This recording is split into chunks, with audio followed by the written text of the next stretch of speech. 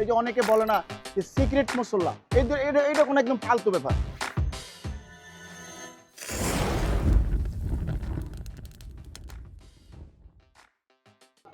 খাওয়ান দাওয়ানের আজকে পর্বে স্বাগত। আজকে আমরা একটু আপনাদের গল্প শুনব। হ্যাঁ, ঠিকই ধরেছেন, আপনাদের গল্প শুনবো। কি গল্প শুনবো সেটা একটু পরেই আপনারা বুঝতে পারবেন। তার আগে একটু বলে রাখি, আজকে আমরা একটু মাংস খাবো। মাংস খেতে খেতে আপনাদের কিছু কথা একটু জানতে চাইবো।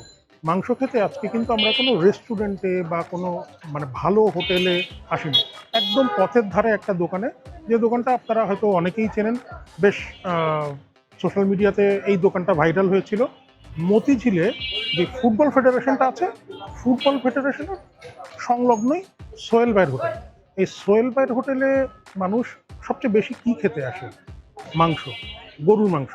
কেন খেতে আসে, সোহেল ভাই কীভাবে রান্না করে, কি পরিমাণে মানুষ খায়, এগুলো সবই আপনাদেরকে দেখাবো। আর খেতে খেতে বাকি গল্পটা হবে।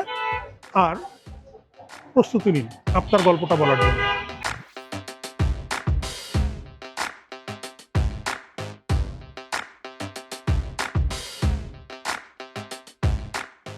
সোহেল ভাইয়ের এখানে এই যে মতিঝিলে বাফুফে ভবনের সামনে সোহেলের দোকানে স্টার আইটেম তো গরু, কিন্তু তার সঙ্গে কিন্তু মাছ থাকে, ডিম থাকে, টমেটো চাটনি থাকে, সবজি থাকে, কখনো মুগের ডালও থাকে।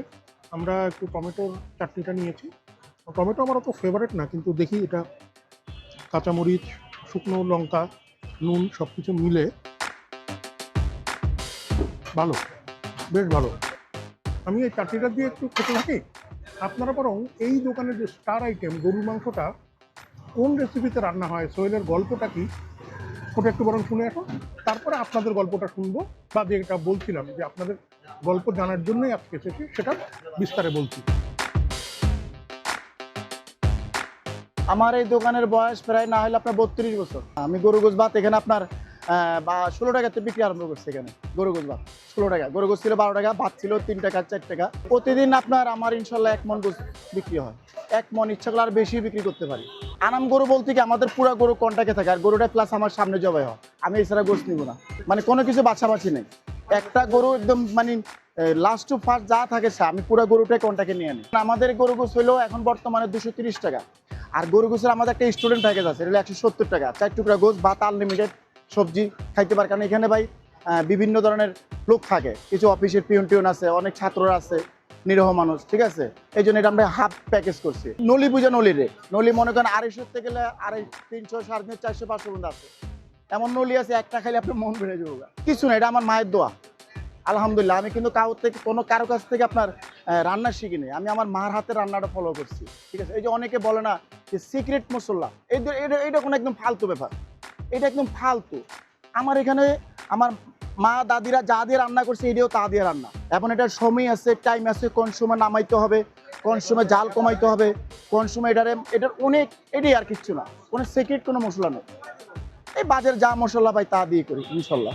কোনো কাস্টমার ঠকে না। যদি কেউ ঠকে যে ভাই আমার একটু ঠক হয়েছে, আমার বিল লাগবে না, আপনি জানবেন। এই যে রান্না বান্না হয়েছে, এটা আপনি ওদিন নিজেও দেখছেন, আমাদের 3-4 ঘন্টা ইনশাল্লাহ।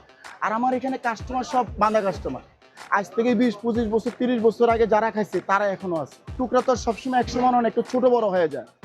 বেশি বড় টুকরা 5-6 টুকরা, 1 টুকরা খেলে মন ভরে যাবে। আর বেশি যদি মাঝারও চাই, অনেক ছোট টুকরা হয়ে যায়, তাহলে 7-8 টুকরা 9 টুকরাও চলে যায়।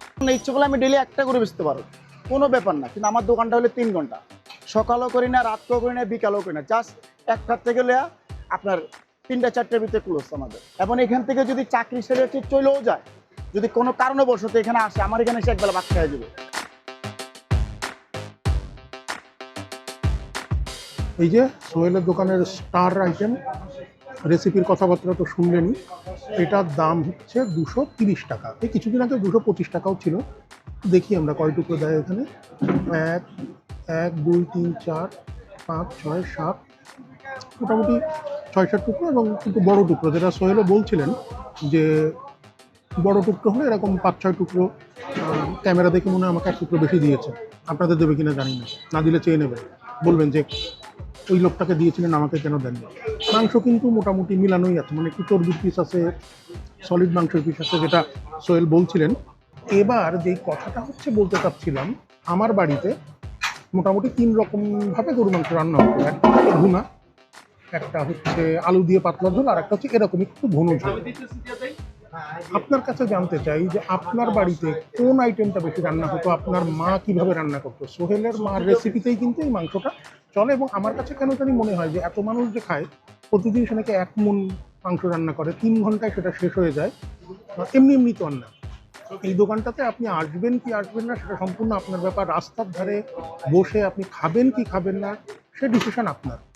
কিন্তু বাড়ির রেসিপি রাস্তার ধারে পাওয়া যাচ্ছে 230 টাকায়। এটা কিন্তু একরকম বলা যায়, ওই যে আমরা একটা বিজ্ঞাপনের কথা মনে আছে, কাকলি ফার্নিচার, দামে কম মানে ভালো। 230 টাকা হয়তো অনেকের কাছে বেশি মনে হতে পারে, কিন্তু হোম রেসিপির এরকম 6-7 টুকরো মাংস, মোটামুটি বড় পিস, বেশ ঘন ঝোলের ভাতের সঙ্গে এই একটা মাংস, একটা সবজি বা চাটনি নিয়ে কিন্তু দুজন অনায়াসে, মানে 300 টাকার মধ্যে কিন্তু দুজন খুব ভালো খেয়ে ওঠা যায়। সেই হিসেবে এটাকে আপনারা বলতে পারেন কাকলি ফার্নিচার, দামে কম মানে ভালো। 2-1টা মাংস একটু শক্ত, কারণ এখানে তো ওই যে 3 ঘন্টা এটা জালের উপরে থাকে, কিন্তু মোটামুটি কিন্তু মাংস মানে নরমই আছে। আসলেই ভালো খেতে। আপনাদের বাড়িতে এরকম ঘন ঝোল পাওয়া যায়, মানে রান্না হয় ভুনা নাকি আলু দিয়ে পাতলা ঝোল? একটু কমেন্ট করে আমাদের জানান। মূলত এই গল্পটার জন্যই কিন্তু আপনাদের কাছে আসে, যে আপনাদের বাড়ির মাংস মা বা অন্য আত্মীয় স্বজন কীভাবে রান্না করে সেই গল্পটা জানার জন্য কিন্তু আজকে সোহেলের দোকানে এসেছে। সোহেল তো বললেন তিনি তার মার রেসিপিতে রান্না করেন। আপনার মায়ের রেসিপিটা একটু আমাদের সঙ্গে শেয়ার করুন। রাস্তার ধারে এরকম আর কোথায় ভালো গরুর মাংস পাওয়া যায় আপনাদের যদি জানা থাকে একটু আমাদেরকে জানান। দেখা যাবে যে কোনো একদিন চলে গেলাম, হয়তো আপনারাও থাকলে আপনাদের সঙ্গে দেখা হয়ে গেল। আমি এই খাবারটা শেষ করতে থাকি, তারপরে সজীবও খাবার, বাকি কথা পরে হচ্ছে অন্য কোনো খাবার নিয়ে খাওয়ান দাওয়ানোর অন্য কোনো পর্বে। ততক্ষণ ভালো থাকুন, ভালো ভালো খান, টাটা।